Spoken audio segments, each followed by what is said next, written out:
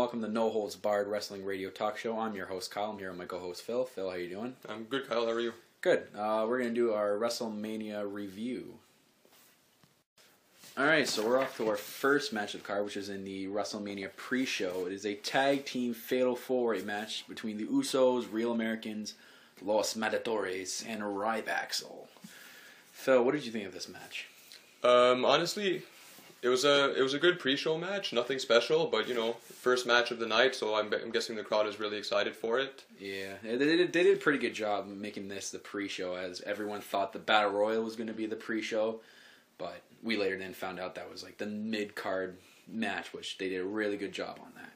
Yep. But, the Fatal 4-Way match, my favorite moment was the first spot they did when they had Los Matadores jump over the top rope and clear all competitors. Usually, like with a regular Fatal 4-Way tag team match is done in a spot.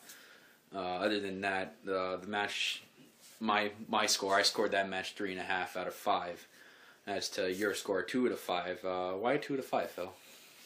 Yeah, 2 out of 5 because, like I said before, it wasn't anything too special. To me, probably the most interesting part of this match was the aftermath between Cesaro and Jack Swagger. Yeah. Honestly, I was a fan of the Real Americans. I like to say "we the people" with Zeb Coulter when he does it. Oh yeah, you and me both, bud. You and me both. Yep.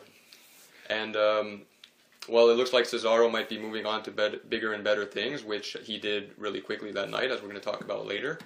And yeah, I guess it's left to see what's going to happen with the Usos. They retain their titles. I'm curious to see who's next in line for the tag titles. Yeah, maybe a new Real American joins the Swagger and Zeb Coulter duo. We'll have to find out on Raw tonight. Yep, Zeb Coulter might do some recruiting there, but yeah, I'm curious to see what's next for the tag team champions. I guess it's too bad for Ryback too, who again week after week. I don't think I'll remember the last time Ryback actually won a match.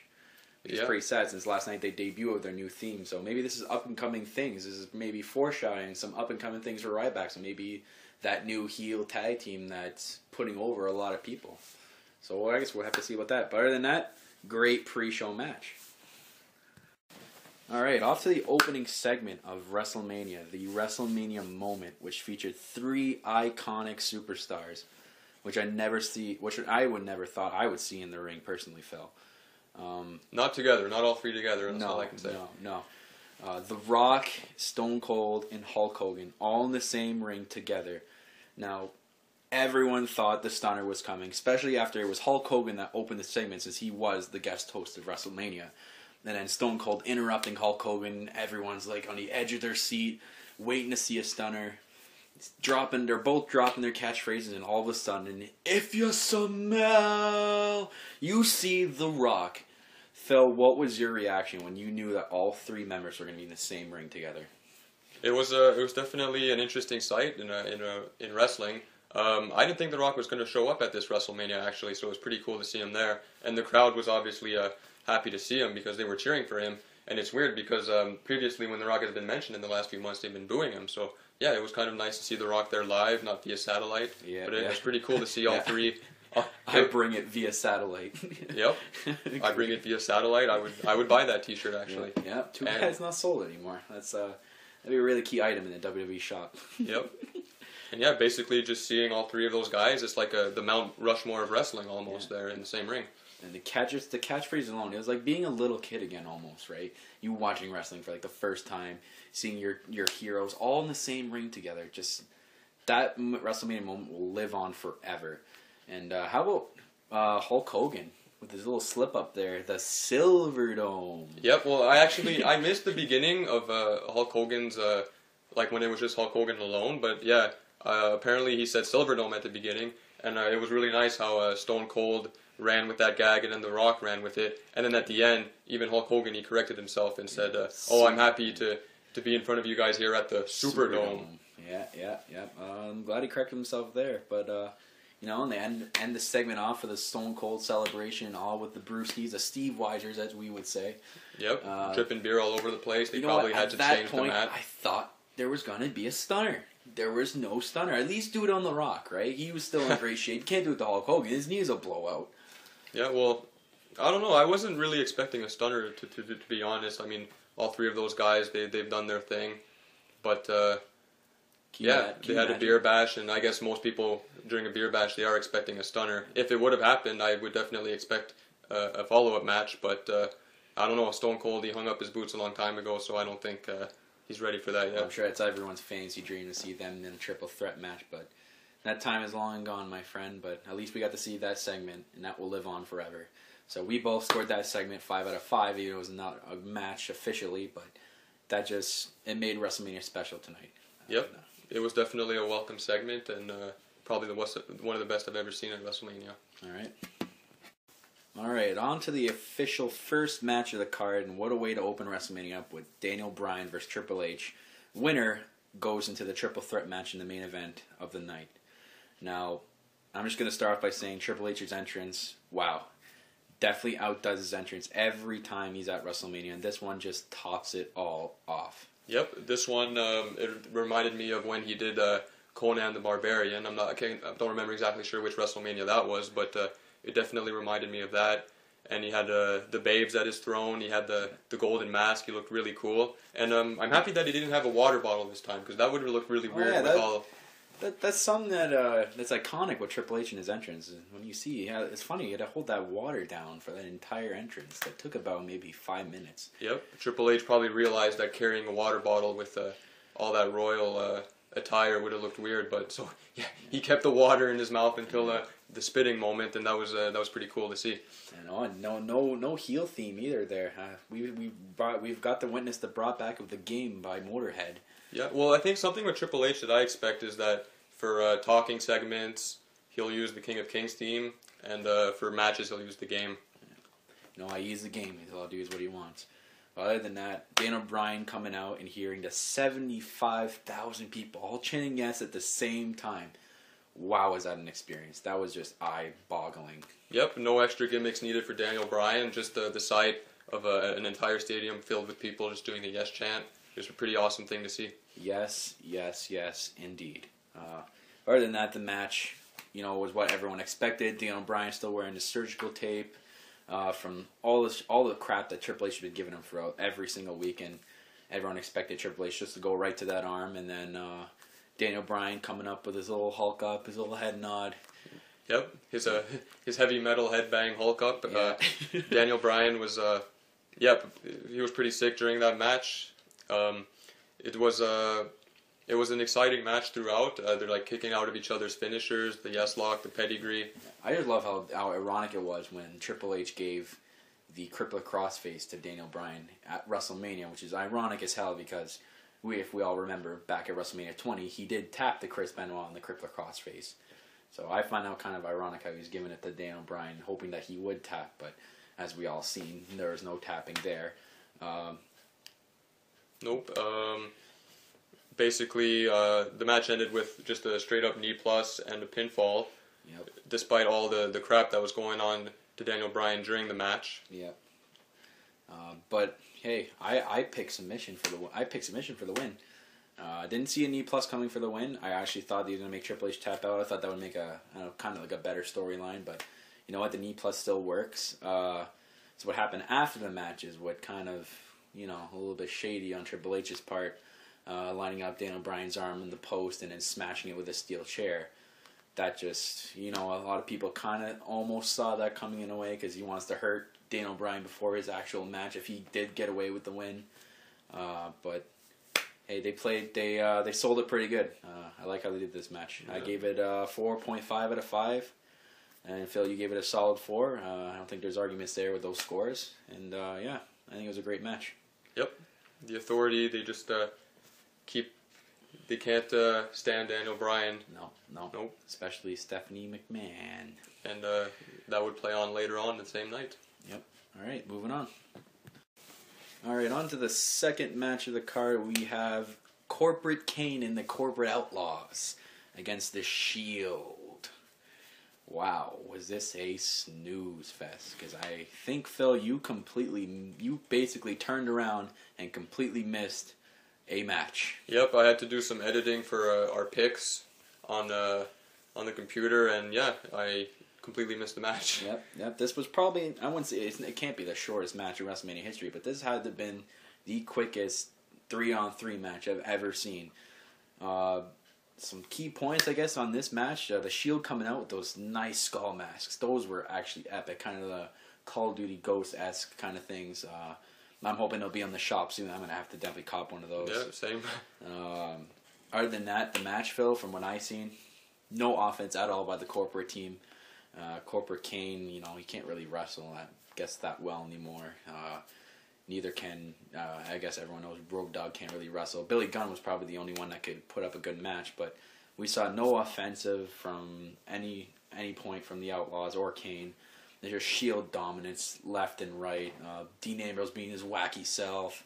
Roman Reigns' dominance, hitting Superman punches left and right. End the match off with a double, triple powerbomb. I think they did that really, really well. It was clean. It was nice. No botches at all. And then... yeah, Shield coming up big time with a win. Yep, happy to see them still stand united, and I hope there's big things in the future set for them. There will be. I did read later that night that Billy Gunn did sustain a real injury. I guess he sustained a hemopsis, or metitis, or however you guys want to pronounce it. I guess it means a medical term for coughing blood, which is, you know, it comes with old age, man. These guys can't wrestle the same like they used to back in the Attitude Era. You're going to have to expect this when you have the new young Shield that can put up a good 30-minute match, and you can't have that from these old guys. But I didn't really see the point of this match. I would have loved to see what they did Elimination Chamber, Wyatt's against the Shield. They put up an unreal match. But yeah, my match of the year so far. Yeah, I guess that's just this match was just going to be a filler. I guess I scored it 2 out of 5. Unfortunately, Phil couldn't score it. Yeah. It had to be 0 out of 5 since he was turned around for literally 10 minutes, which is unfortunate. Missed the whole match. Yeah, that's it sucks. Yep. Anyways, all right, moving on. All right, on to the third, and I think probably second match ranked of the night. We have the 30-man Andre the Giant Battle Royal. First time ever for this 30-man Battle Royal at WrestleMania. For the Covenant, I think it was like 8 feet tall trophy. Which was that huge. trophy is really huge. Yeah, I don't know how they're gonna. I don't know. Our guess was they're gonna carry it around all year. Maybe just have it in a trophy case and use the bragging rights. But anyways, other than that, before this was even announced, there was 3 surprise entrants, which we and all our friends thought that there's gonna be 3 surprise entrants, like a Y2J or RVD, but ended up coming back from a little cutscene, and everyone was in the ring. The only people that made their entrances were Sheamus and Big Show. So we did look in the match, and the surprise entrances were Yoshitatsu, Tyson Kidd, Cesaro, and David Otunga. And Xavier Woods from NXT. Well, I guess you can say he's on the Raw roster now, but Christian was out with an injury, so then I guess you can't call it a 30-man if it's 31. No, yeah, it ended up being 31, yeah. Christian out, but so 5 more in, yeah, so 31. Other than that, I thought it was a pretty good battle royal. Really give that Royal Rumble atmosphere. Del Rio dominance, just eliminating everyone left and right. Those snap kicks, just unbelievable. A lot of great spots in this match. The greatest spot was when Kofi Kingston jumped over the top rope there and miraculously stayed in it by having his feet on the steel steps. That looked like it hurt, Phil. Yep. Oh yeah, when he bounced down and fell, it looked like he might have injured himself. But I realized then that it was just another Kofi Kingston saving himself from elimination spot. So that was pretty cool. Yeah, like you said, Del Rio, he's just kicking all sorts of ass during the match. But basically, I'm glad that this match sort of had like a trophy that for the winner to win. It made it more special. Yeah. But also, they keep saying that the winner, there were going to be bigger and better things for him moving on, and that ended up being Cesaro, who we assume just broke off from the Real Americans. So I'm curious to see what kind of things await the winner of this Battle Royal. And Cesaro, he's really hot right now. The crowds love him. He's got the Cesaro swing, so I'm excited to see what's going on with him. Yes, Dad. I've been waiting for a long time for a Cesaro push. He's finally getting his push. What a way to win the Battle Royal, though. My God, lifting Big Show on top of his shoulders. That's 450 pounds on top of his shoulders and throwing him over, not even just the bottom rope, over the top rope. Yep. That is phenomenal strength right there. I mean, everyone would have loved to see him swing Big Show, but obviously, too tired from having a match previously. Too tired from swinging Kofi Kingston, or about, I think I counted 21 times there. That was a lot, and just a lot out of Cesaro, but I really hope WWE takes this and gives him the push he deserves. Maybe, maybe we'll see him in an IC title match. Maybe Dean Ambrose can lose that U.S. title he never defends. Yep, real American winning the U.S. title, that would make sense. But his elimination of Big Show, that was, I think it was reminiscent of Hogan slamming Andre, because just the way he lifted him, it was kind of like Cesaro slamming the Big Show over the top rope outside of the ring. I guess they did that. They, did a moment sort of like, I guess they did, remember, if you remember a couple of WrestleManias ago, when Kane faced the Great Khali, he did the similar thing. 20-year anniversary of the Slam, on the Khali. That was, I guess that was iconic. I didn't really find it that great, but, I mean, hey, it was what Kane needed with his new movie coming out. He needed that little spark to everyone to get into Kane. Yep. But other than that, this match, I rated it a 4.5 out of 5. I gave it a huge score. You gave it a 3 out of 5. Yep, it's 3 out of 5. Decent match, decent showing for a battle royal. I mean, some good spots. Good showmanship at the end of the match when Big Show shook hands with Cesaro. No heel tactics from Cesaro, like pushing Big Show away or whatever. So, yeah, I think we can expect some great things from Cesaro. To be honest, I think everyone thought there was a WMD coming right there. Like, he's going to tell him to come closer and then pop him in the mouth. Oh, yeah. You know what? That's something they should save from Monday Night Raw or something like that. WrestleMania, respect to Big Show. Respect to all the competitors in that match. That they pull off a great match. And let's hope more to see from Cesaro. Yep. All right, on to the next match of the card. And we have the Legacy, John Cena against the, freaky Bray Wyatt. This match, probably one of the greatest John Cena matches I think of all time. It's not going to beat obviously The Rock, but in singles competitor type of way with no title on the line, this was probably a great John Cena match. Let's talk about the entrances first. We did not see a John Cena epic entrance like we've seen in the past. The Wyatt family entrance, though, I'm no words to describe how crazy that was. Yep. Well, for Bray Wyatt's first, we had that Louisiana Cajun dancing. I don't know how to describe it. That was interesting. I thought that was going to be John Cena's entrance because Bray Wyatt's not really associated with that sort of dance, and besides, he already had the band that we knew was going to play for him. But yes. Both of those things ended up being part of Bray Wyatt's entrance. Mark Crozer, I believe, is the band. They played Bray Wyatt's theme song, "Live in Fear," or you might know it as "Broken Out in Love." They were phenomenal. They were phenomenal. The bass line of that song is awesome. The lights were dark, brownish. They had the bird masks. It looked really awesome. Buzzard masks, if you will. Buzzard masks. Yep. Follow the buzzards. And John Cena, nothing special.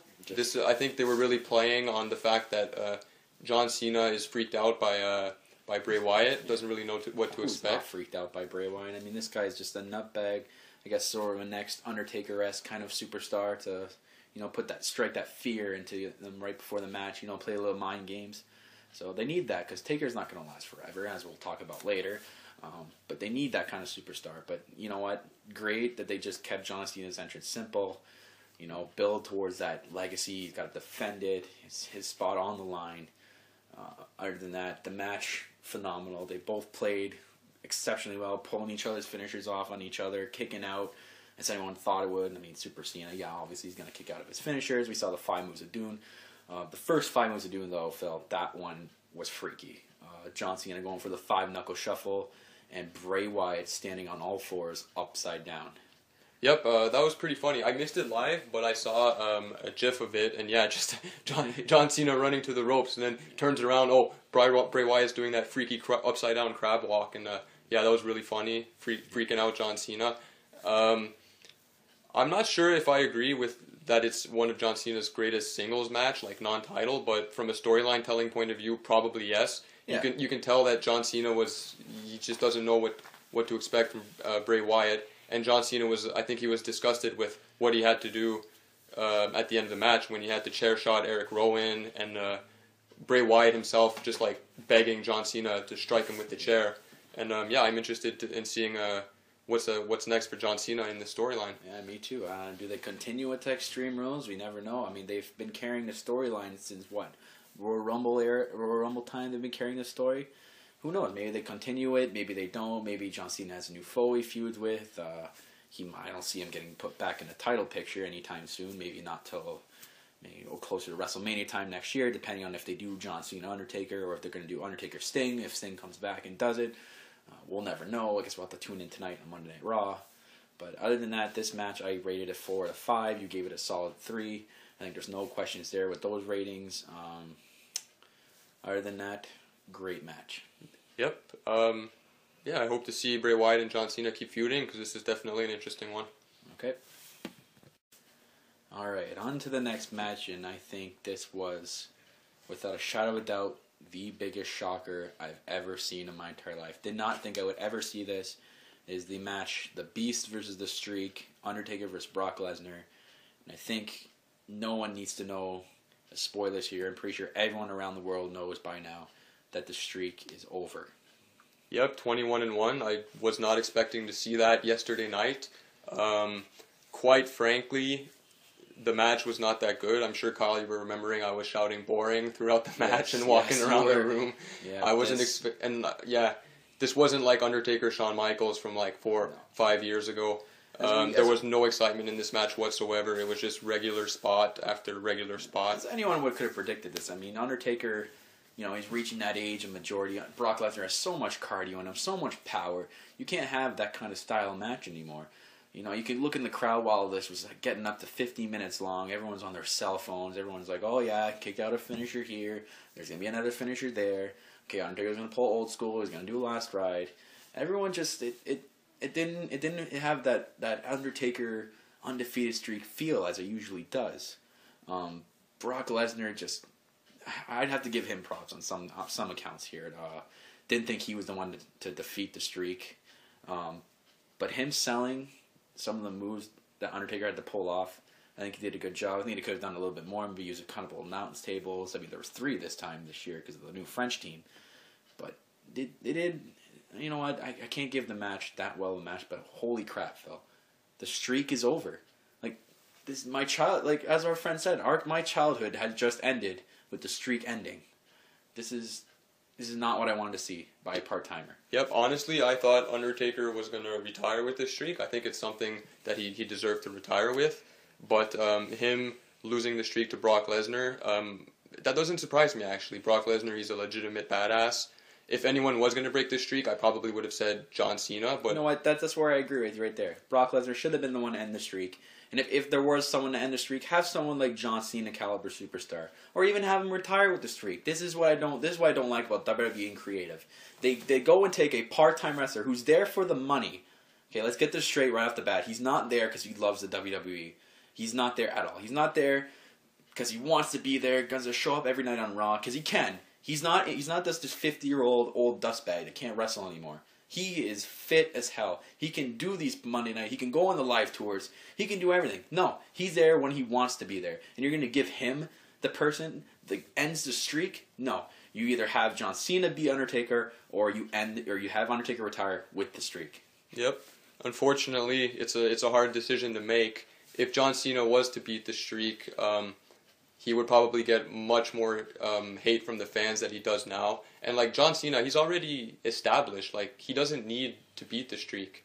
And who else could face Undertaker at WrestleMania and beat the streak? Like, this is why I think they should just have him retire with the streak. Maybe even face Sting one more time next year. Make it a 23-0.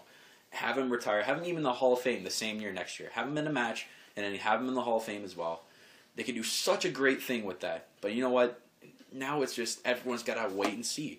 Everyone's got to see what's going to happen tonight on Raw. Is the Undertaker going to be there? Is Sting going to be there? Sting's already teased that he wants to be at WrestleMania 31. Is Brock Lesnar going to be there? The guy who broke the streak. Yeah. The part-timer. This is what I think. If WWE Creative does not have Brock Lesnar there every week from now on, or even put him in a title picture, that's a slap in the face to everyone. What we can look forward to, though, is Paul Heyman probably claiming to have won the streak. This might be more a victory for Paul Heyman than Brock Lesnar, since obviously Paul Heyman will show up. His face was priceless. Oh yeah, when he was going, oh my god, oh my, yeah, that was definitely a memorable moment. It was a total shocker. I'm glad that it happened because honestly, if wrestling gets too predictable, it's just not that fun. And just seeing a whole stadium full of people just drop dead quiet, like not knowing what to think, it was definitely an awesome sight, a memorable moment. one thing we didn't talk about was Undertaker's entrance with oh yes, the 21 the 21 caskets. That was pretty awesome. How did they not have him win after that? They had his Brock Lesnar's casket ready to go, on fire. That was epic. Comes back with the old hat, the old suit, and you still have him lose. Oh, I can't stand WWE Creative right now. We got to move on. I'm done. Move on from this match. On to the Divas match. Okay, after a calm down here, we're on to the Divas Invitational, or the Vicky Guerrero Invitational, if you will, where every diva was in the ring. First one to get a pinfall submission wins. You know what? I don't think anyone could have really watched this match after what we just witnessed. Crowd was dead silent there, Phil. I mean, what do you got to say about this match? Like, well, yeah, definitely everyone was still under shock from Undertaker losing the streak, but honestly, I was excited about the Divas match because I'm a huge fan of AJ Lee, and everyone is, if you know what I mean. Yep, quite frankly, I thought, well, she's a good wrestler. She has a good character. So yeah, what's not to love about AJ Lee? CM Punk's one lucky guy. That's all I gotta say. And but basically, I was still interested about this match despite the shocker from a few minutes before. I'm not sure what to call this match. It's a one fall match with 14 people. What do you want to call it? A triple 14 match or a fatal 14 way? I don't know. This should have been probably when the pre-show match. I think maybe. No, the Divas need a spot on the main card. Maybe what an 8-minute match. I mean, yeah, it wasn't too long. You had Bray versus Nikki for a moment there. That the sisters battling out, like you knew it was going to happen. Yeah, well, so are they going to split up or something? I didn't see Naomi and Cameron fight. That was kind of something I think if anyone was interested in the Divas would want to see. But as we all see, I don't know if everyone did see this. Cameron did have a wardrobe malfunction. It was forced out of the match. That left Naomi in the ring by herself. AJ Lee capitalized on that chance. Gave her the submission. Done. Over. I mean, my pick was Tamina because that would have been lovely to see Tamina win the Divas title. Start like maybe a mini feud with AJ Lee. But other than that, normal Divas match. Can't really say anything more. Yeah, it was a good way to get all the Divas on the card, especially after last year. They didn't even have a match. They, as people who watch Total Divas, you probably know the story. Yeah. They had to cut the Divas match from WrestleMania, so this year, just throw them all into one match. They should all be happy. They all get that WrestleMania paycheck. I'm glad to see AJ Lee win via submission. Puppies. She made, yeah, as Jerry Lawler would say. She made, well, maybe not in the PG era anymore. Oh, yeah. He made, AJ Lee made Naomi tap out, so maybe that feud will continue. All the Divas ambushing Tamina and AJ Lee at the beginning of the match. Saw it. What's gonna happen from there? Who knows? But good match, good Divas match. No complaints. I'm happy to see AJ Lee win. Yeah. Yep, that score, I give it a solid 2. Phil, a solid 1. That's pretty much everything to say about that. Now we're on to the main event. Alright, on to the final match in the main event. Daniel Bryan versus Batista. That's right, I said Batista. And versus Randy Orton. Let's talk about Randy Orton's entrance. They teased "Burn in My Light" by Mercy Drive, and I was really mad that they did not play the whole song. Everyone was mad there. Everyone saw it coming. I think everyone was holding their breath at first, saying, "Really? Are they really going to play Mercy Drive like Rev Theory? Are they allowed to do that?" I mean, I think it could have been a botch, but I have no idea what the hell happened there. But other than that, Rev Theory rocked. Yes, I'm not a huge fan of voices, but like "Burn in My Light" is my preferred Randy Orton song. But yeah, Rev Theory, they played voices live, and they sounded really awesome. No complaints there. Definitely not. Crowd started, I think, to wake up at that point as soon as Daniel Bryan came out. They're like, yes, okay, got to get back into that yes movement. Got to help Daniel Bryan win. Sorry about that. Got to win Daniel Bryan win. Yep, Undertaker losing did not completely kill the show. Daniel Bryan, he was able. The love for Daniel Bryan woke up the crowd. Yeah, definitely. Yep. Overall, this match, I think, just as great as the WrestleMania 20 Chris Benoit Shawn Michaels triple threat match, or in Triple H, I believe. Sorry. I wouldn't say as great. I am glad about the outcome of this match. I think it was as great. I mean, you have 3 awesome caliber superstars as you did back then in a triple threat match, and you have the one underdog as Chris Benoit was back then. Daniel Bryan the underdog this time. I mean, they just put up as great as I mean, you can't have all the blood and gore you did last time, but you know what? I do still think, don't get me wrong, I still think the Chris Benoit Triple H Shawn Michaels match was definitely greater than this match, but this puts it up there. I mean, you had that one spot. I mean, I don't know if anyone saw this. We certainly seen this and had to look at the replay a couple of times where Batista gave the power bomb. Speaking of blood and gore. Yeah, speaking of blood and gore here. The power bomb, I don't know if anyone sees, when Batista gave Daniel Bryan the power bomb and Randy Orton went for that neck breaker, he landed straight on the monitor. The monitor was not moved for this spot, and Randy Orton's back fell straight in the monitor and split his back open. Yep, Randy Orton definitely in pain. Batista Irish whipped him later on in the match into the barricade, and you can hear Orton shout out an expletive, but definitely... We gotta keep it PG there. Can't say it on radio. He was still able to work. Orton was still able to work throughout the match. It was so props to him. Props to Batista too. I mean, I'm not a fan of him.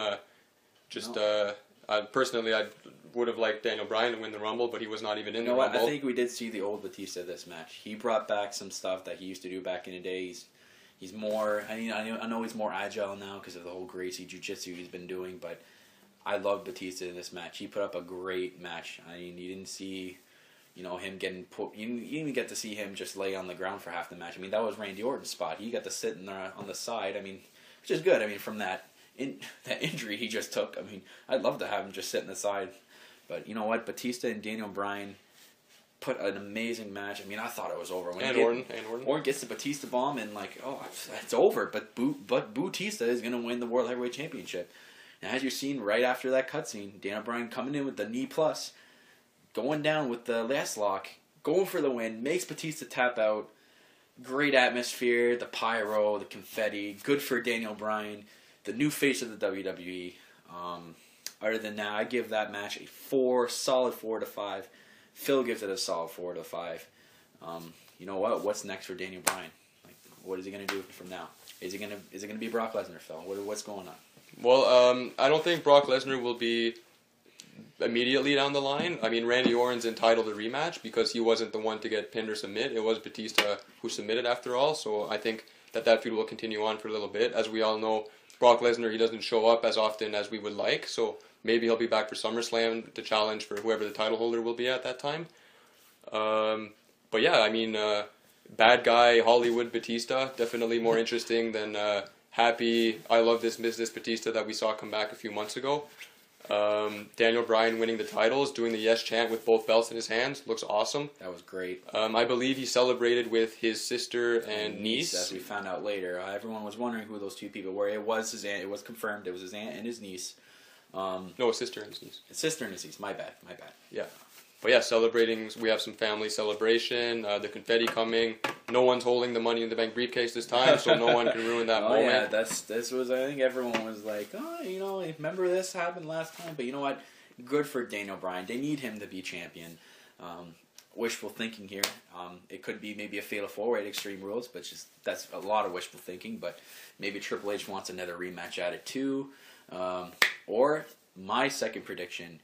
There's going to be a Evolution reuniting. What do you think about that? Evolution reuniting?